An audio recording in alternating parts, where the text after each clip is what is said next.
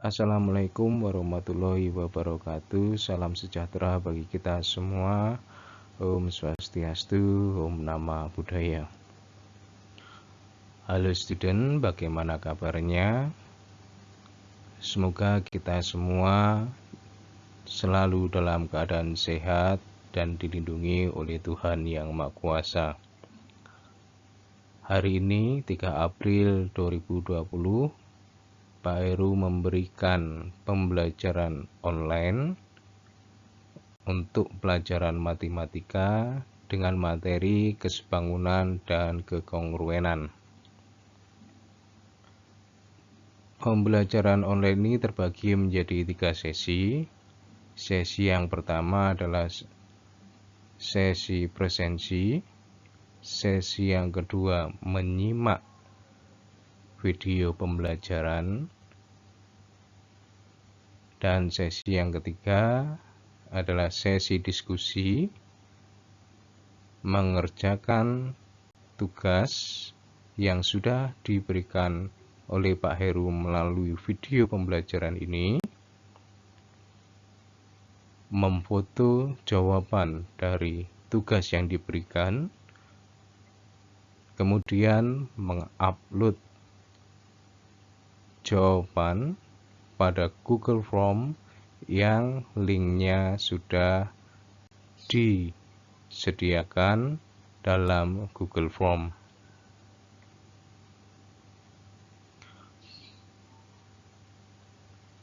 Ketika kalian menyimak video ini, diharapkan sudah melakukan presensi. Apabila belum, segera lakukan presensi pada sesi yang kedua. Apabila belum melakukan presensi pada sesi yang kedua, segera isi presensi pada sesi yang ketiga. Link dari presensi, lembar presensi, ada pada tiap-tiap sesi.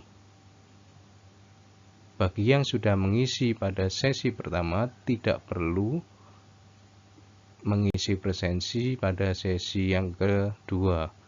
Begitu juga untuk sesi yang ketiga. Bagi yang sudah mengisi, tidak perlu mengisi lagi. Gitu intinya ya.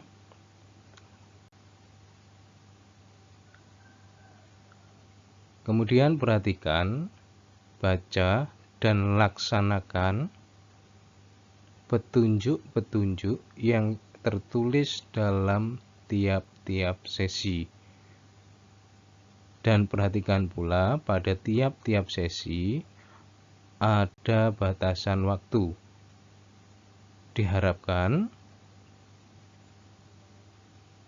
setelah pukul 12 siang sudah tidak ada lagi kegiatan untuk pembelajaran matematika. Tidak ada kegiatan yang terkait dengan pembelajaran matematika secara online ini ya. Semua sudah dilaksanakan sebelum pukul 12, baik itu menyimak video pembelajaran, diskusi, maupun mengupload jawaban. Jawaban diupload melalui Google Form yang linknya sudah disediakan pada Google Classroom. Harap menjadi perhatian. Baik, kita sekarang masuk pada penjelasan materi kesebangunan dan kekongruenan. Simak baik-baik video ini.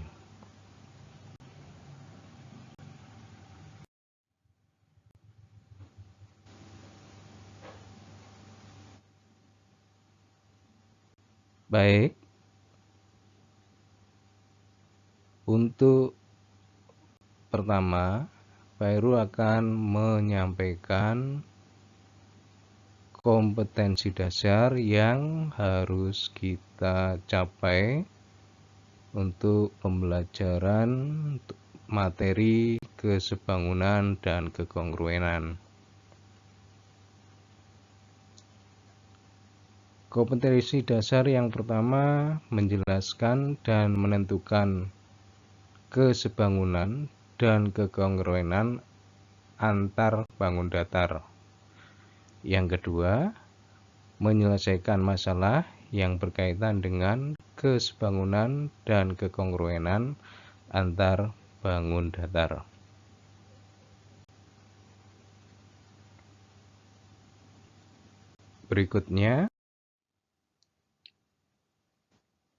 Berikut adalah salah satu materi prasyarat yang perlu kita ingat untuk mempelajari materi kesebangunan dan kekongruenan.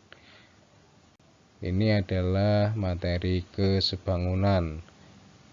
Bila ada dua garis sejajar M dan N dipotong oleh sebuah garis G, maka sudut-sudut yang terbentuk yaitu sudut A1, sudut A2, sudut A3, sudut A4, sudut B1, sudut B2, sudut B3, sudut B4 ini memiliki hubungan-hubungan tertentu. Hubungan-hubungannya antara lain sehadap, dalam berseberangan, luar berseberangan, dalam sepihak, dan luar sepihak. Sudut-sudut yang sehadap itu yang bagaimana? Misalnya di sini contohkan A1 dengan B1. Ini sehadap karena menghadap arah yang sama. Sudut A2 dan sudut B2 ini sehadap karena menghadap arah yang sama. Sudut A3 sehadap dengan sudut B3. Sudut A4 sehadap dengan sudut B4. Lalu sudut dalam berseberangan. Contohnya sudut A3 dengan sudut B1. Ini dalam berseberangan. Dikatakan dalam karena terletak di dalam daerah yang dibatasi oleh garis M dan N. Lalu ada lagi sudut yang dalam berseberangan lainnya, yaitu sudut A4 dengan sudut B2. Berikutnya adalah sudut luar berseberangan. Sudut luar berseberangan itu yang bagaimana? Misalnya sudut A1 luar berseberangan dengan sudut B3. Dikatakan luar karena terletak di luar daerah yang dibatasi oleh garis sejajar M dan N.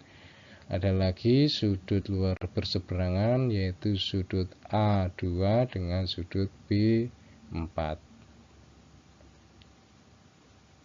Nah, sudut-sudut sehadap itu nilainya sama. Sudut-sudut dalam berseberangan nilainya sama. Sudut-sudut yang luar berseberangan itu nilainya sama. Misalnya yang sudut sehadap, misalnya A1 di sini 60 derajat, maka sudut B1-nya juga harus 60 derajat. Kalau sudut A2-nya ini 120 derajat, maka sudut B2-nya juga harus 120 derajat. Untuk sudut yang dalam berseberangan, misalnya kalau A4-nya ini 120 derajat, maka sudut B2-nya yang dalam berseberangan ini harus juga 120 derajat. Lalu luar berseberangan, nilai sudut-sudut luar berseberangan nilainya sama, yaitu A1 dengan B3. Kalau misalnya A1-nya tadi contohkan 60 derajat, maka B3-nya juga harus 60 derajat. Sekarang untuk dalam sepihak dan luar sepihak. Nah, kalau dikatakan sepihak itu berarti bila dijumlahkan harus 180 derajat. Misalnya A4 ini 120. Yang dalam sepihak dengan 4 adalah sudut B1. Nilainya harus 60 karena kalau dijumlahkan harus 180 derajat. Untuk luar sepihak juga sama seperti dalam sepihak ya nilainya. Kalau misalnya A1 ini 60 derajat, maka sudut B4 ini harus 120 derajat. Bila dijumlahkan harus 180 derajat. Nah, begitu salah satu materi prasyarat untuk kekongruenan dan kesebangunan ya. Berikutnya kita akan menyimak penjelasan tentang kesebangunan dan kekongruenan.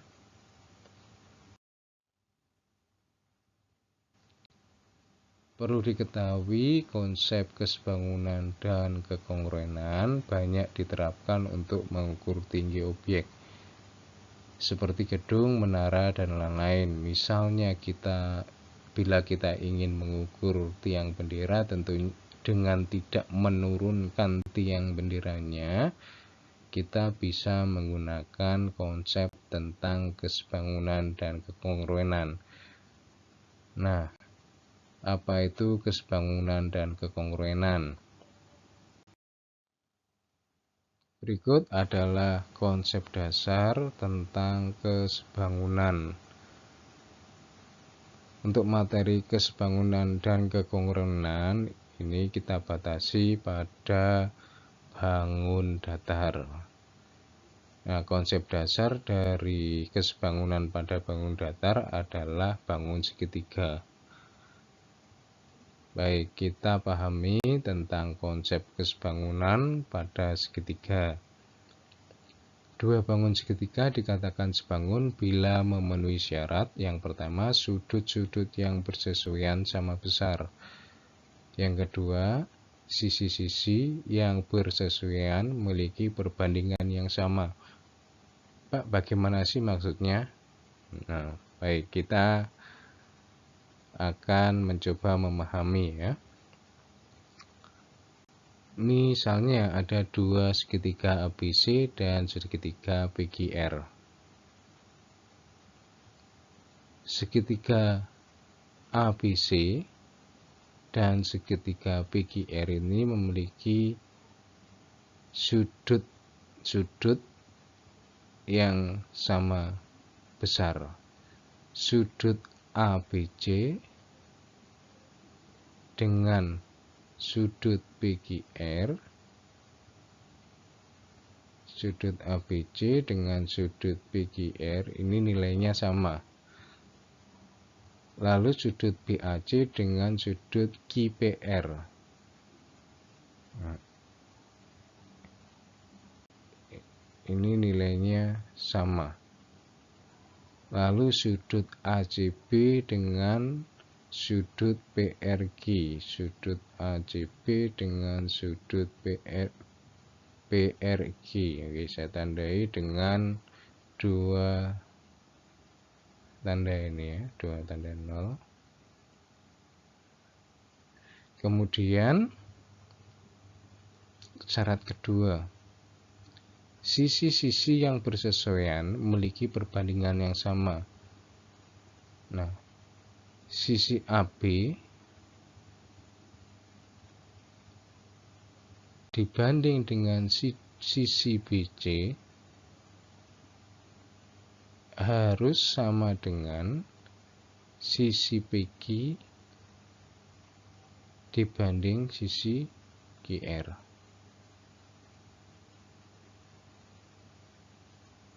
Lalu berikutnya sisi, saya ganti dulu warnanya, sisi AB dibanding sisi AC harus sama dengan sisi PQ dibanding sisi PR. Perhatikan urutannya ya. Lalu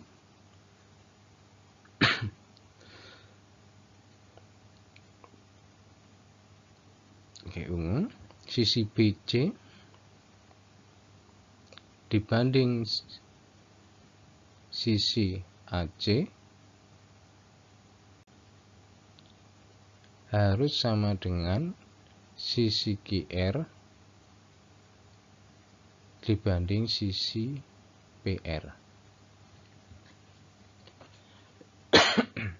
Nah, bila syarat-syarat ini terpenuhi,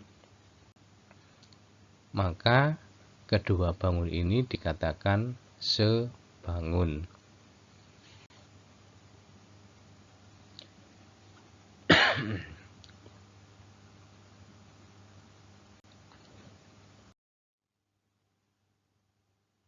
Selanjutnya kita akan mencoba memahami konsep kesebangunan pada bangun datar yang lain.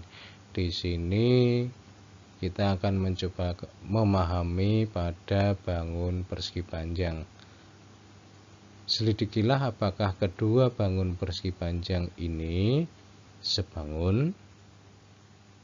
Karena ABCD dan PQRS adalah persegi panjang, maka akan terpenuhi AB sama dengan CD ya, sama dengan 16 derajat 16 cm, AD sama dengan BC 8 cm.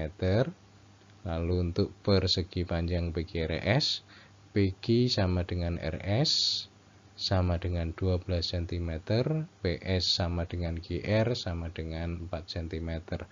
Kemudian sudut-sudut masing-masing dari persegi panjang ini adalah 90 derajat. Nah, syarat pertama yaitu sudut-sudut yang bersesuaian terpenuhi ya, syarat kesebangunan. Sudut-sudut yang bersesuaian besarnya sama. Di sini semua sudutnya 90 derajat. Lalu kemudian kita akan melihat syarat kedua. Sisi-sisi yang bersesuaian memiliki perbandingan yang sama. Nah, kita lihat sisi CD dibanding sisi BC. Ini adalah 16 dibanding 8. Diperkecil, disederhanakan menjadi 2 dibanding 1 untuk persegi panjang ABCD ya. Lalu untuk persegi panjang PQRS, kita lihat PQ dibanding QR. Ini perbandingannya adalah 12 dibanding 4 atau kemudian disederhanakan menjadi 3 dibanding 1. Perhatikan sisi CD dibanding BC itu bersesuaian dengan sisi PQ dan dibanding sisi QR. Tetapi diperoleh perbandingannya berbeda. Karena perbandingan CD dibanding BC tidak sama dengan perbandingan PQ dibanding QR, maka persegi panjang ABCD dan PQRS ini tidak sebangun. Syarat kedua tidak dipenuhi. Begitu untuk konsep kesebangunan pada persegi panjang. Apakah ada dua persegi panjang yang sebangun? Ada, bila perbandingan sisi-sisi yang bersesuaian adalah sama. Misalnya di sini kita ubah misalnya ya, QR kita ubah 6 cm misalnya QR-nya 6, maka perbandingannya adalah 2:1. Kalau ini kita ubah QR-nya 6 cm ya, perbandingan PQ banding QR adalah 2:1, sama dengan perbandingan CD dibanding BC. Kalau ini terjadi seperti ini, maka boleh dikatakan persegi panjang ABCD dan PQRS sebangun. Begitu ya, dipahami.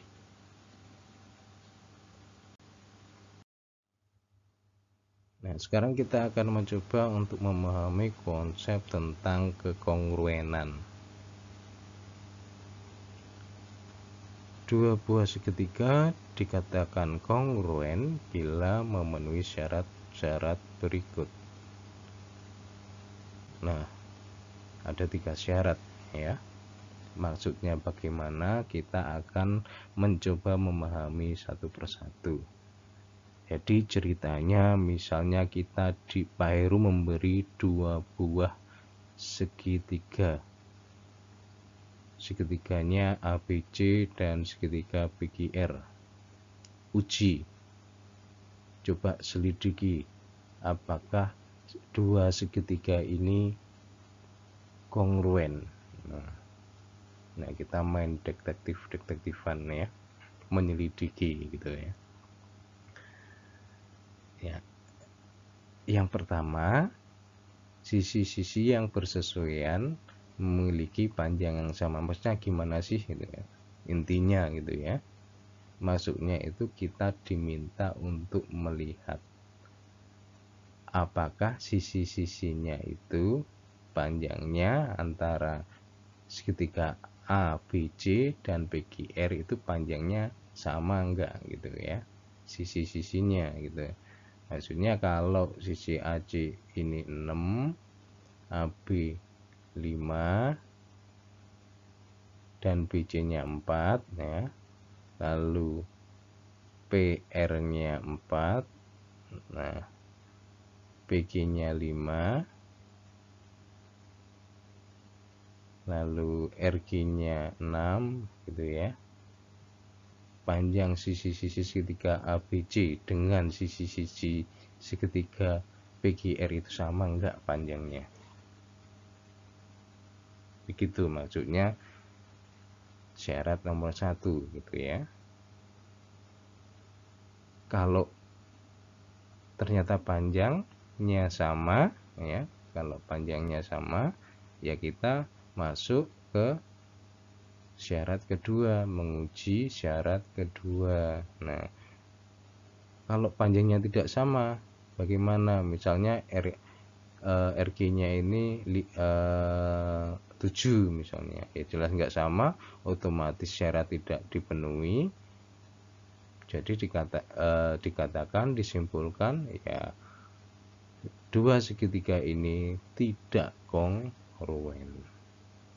Syarat pertama sudah tidak dipenuhi. Bagaimana sekarang kalau syarat pertamanya dipenuhi gitu ya? 2 sisi yang bersesuaian sama panjang dan 1 sudut yang diapit kedua sisi tersebut sama besar. Nah, harusnya gini, kita lihat dari masing-masing segitiga ini per 2 sisi. Misalnya Pak Heru mau melihat sisi AC sama sisi AB ya. Nih. AC-nya 6, A, B-nya 5. Nah, kita perlu melihat sisi yang panjangnya dengan sisi AC itu yang mana, sisi RG. Lalu sisi yang panjangnya sama dengan sisi AB itu mana? Oh, sisi PG gitu. Nah, selanjutnya kita melihat sudut yang diapit ya. Sudut diapit oleh sisi AC dan sisi AB pada segitiga ABC ini adalah sudut A. Lalu pada segitiga PQR ya, ini sudut Q.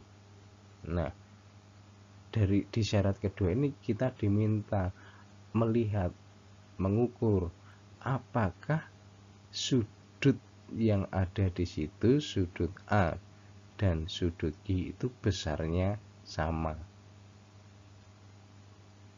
Kalau besarnya sama, ya lanjut ke syarat ketiga. Kalau tidak sama, otomatis gugur, langsung disimpulkan, oh ini tidak kongruen. Nah, sekarang kita lihat syarat ketiga, jika syarat 1 dan 2 sudah dipenuhi gitu ya. Syarat ketiga berbunyi, satu sisi yang bersesuaian sama panjang dan dua sudut pada sisi tersebut sama besar. Nah, maksudnya kita diminta melihat satu sisi yang lain gitu ya. Satu sisi yang lain, tadi kita sudah melihat sisi AC dan sisi AB. Sekarang kita cukup melihat sisi BC ya. Sisi BC ini bersesuaian dengan sisi PR ya. Satu sisi yang bersesuaian sama panjang 4 dengan 4 ya. Dan dua sudut pada sisi tersebut sama besar ya. Dua sudut pada sisi berarti sudut C dan sudut B, lalu satunya sudut R dengan sudut P ya. Apakah sudut C dengan sudut R ini sama dan sudut B dengan sudut P itu juga sama gitu ya. Kalau misalnya di sini 40 C-nya, apakah sudut R-nya juga 40? Kalau B-nya ini 60 derajat ya, apakah P-nya juga 60 derajat?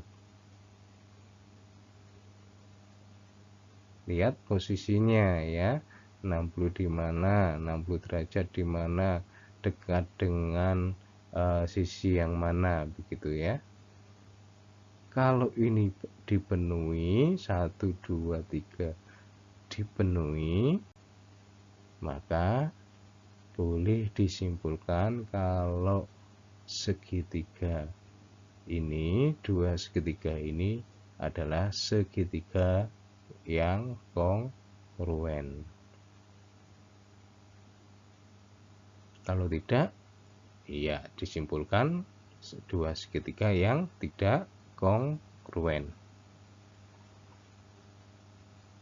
Nah, begitu ya maksud dari konsep dua segitiga yang kongruen.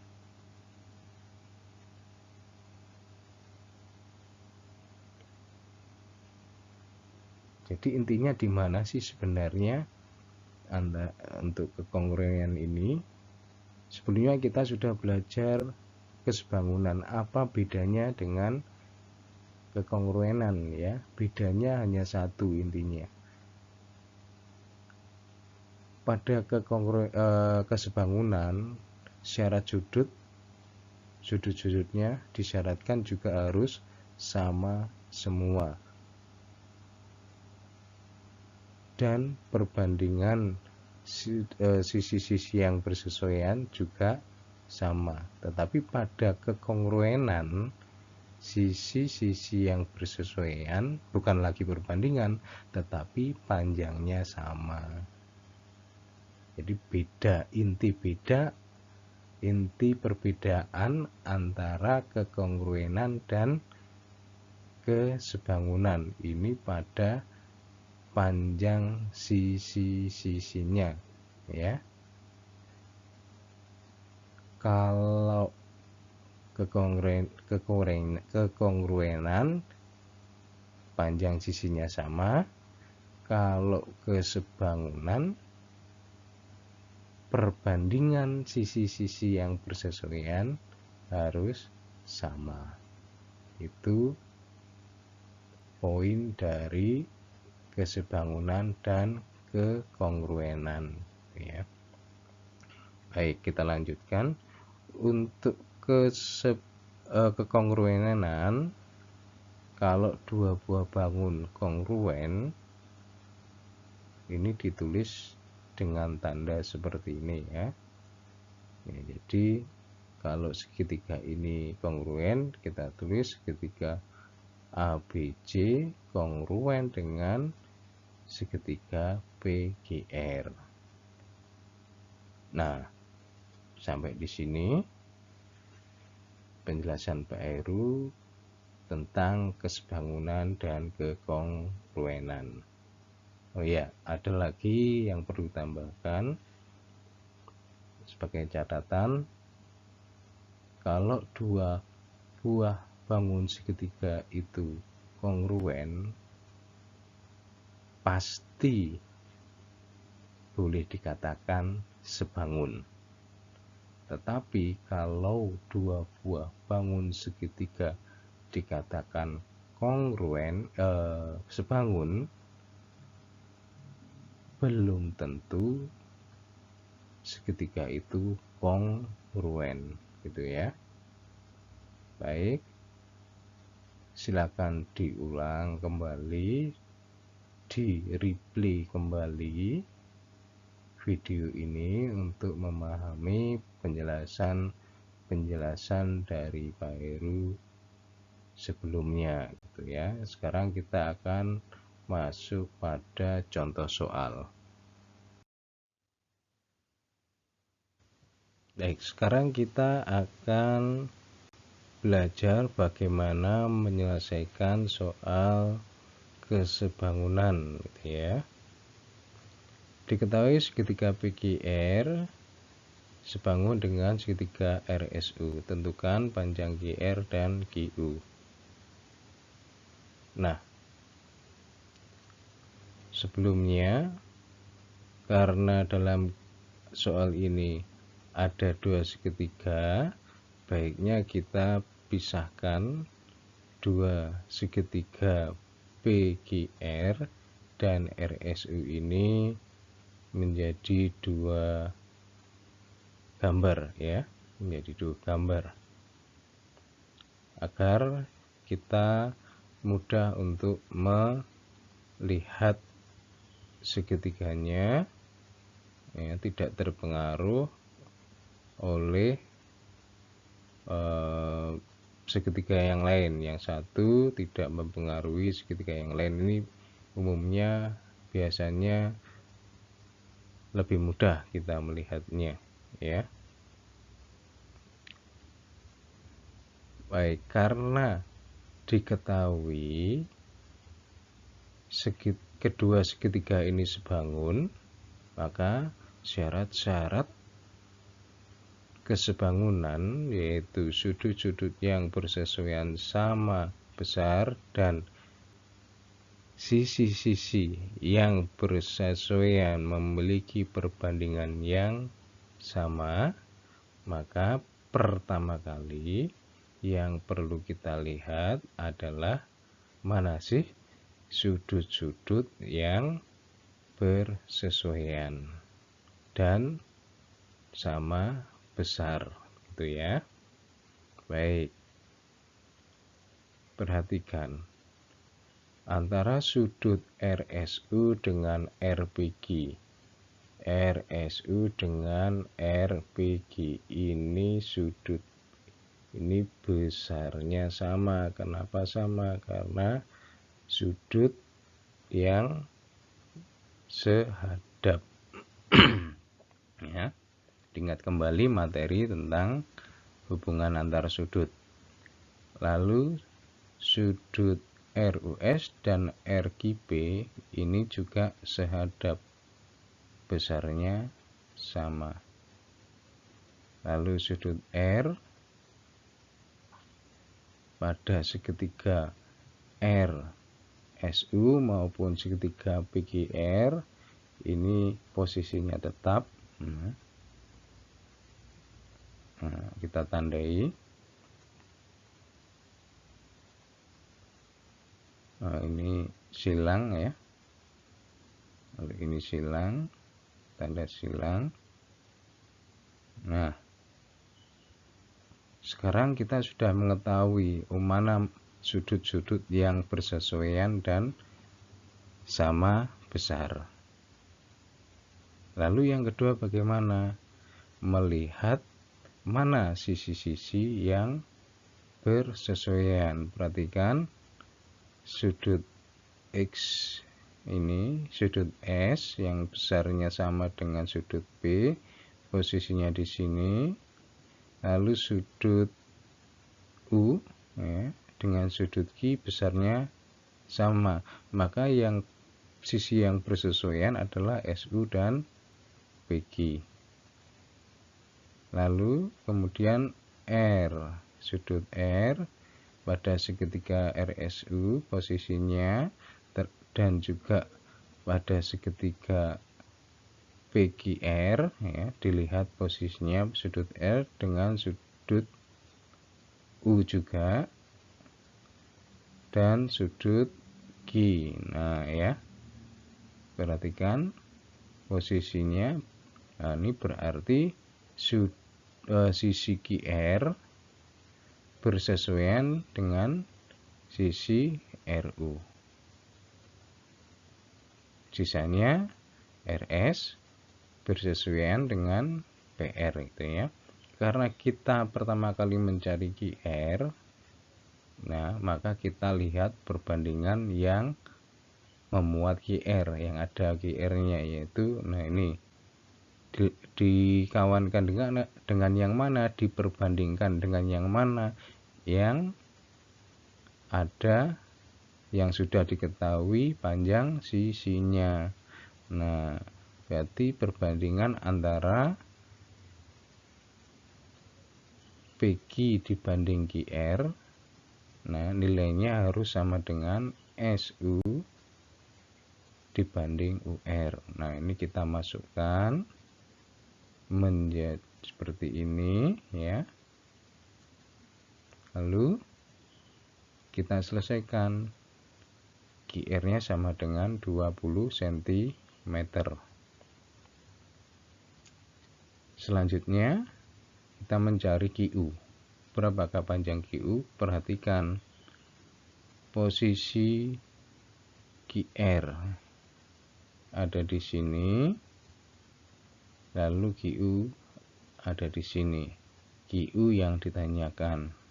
Kalau panjangnya QR itu 20, sedangkan panjangnya RU ini 15, tentu kita sudah bisa menentukan panjang QU, yaitu 20 dikurangi 15 sama dengan 5 cm. Nah, begitu cara menyelesaikan soal ini. Nah, sekarang kita masuk pada soal berikutnya ya. Diberikan dua buah persegi panjang ABCD dan persegi panjang PQRS seperti gambar berikut. Kedua persegi panjang tersebut sebangun. Tentukan panjang PQ dan luas persegi panjang PQRS. Nah, ini kalau pada persegi panjang sangat mudah ya. Lebih mudah karena diketahui sisi sudut-sudut pada persegi panjang itu 90 derajat semuanya ya. Baik, kita selesaikan. Karena persegi panjang ABCD dan PQRS sebangun ya.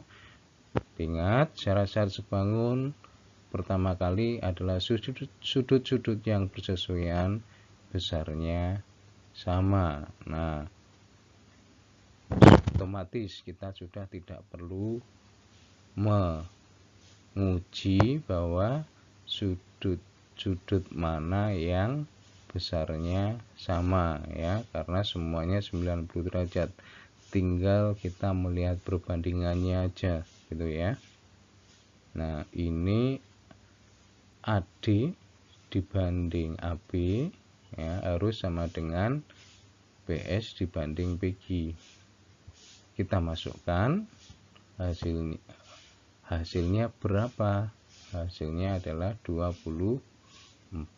Nah, diingat perkalian silangnya ya. Sekarang luas segitiga, karena panjang PQ luas persegi panjang ya, panjang PQRS, karena PQ-nya sudah diketahui 24 dan PS itu sudah diketahui, kita tinggal menghitung. Nah, diperoleh luas persegi panjang PQRS-nya adalah 144 cm persegi. Begitu contoh soalnya. Sekarang nah, kita masuk pada tugas. Ini adalah tugas yang harus kalian kerjakan, ditulis ya, didiskusikan, ditulis di kertas, difoto dan diupload ya melalui Google Form.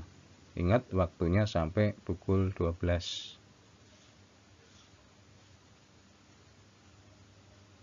Ikuti petunjuk-petunjuk yang sudah tertulis pada Google Classroom.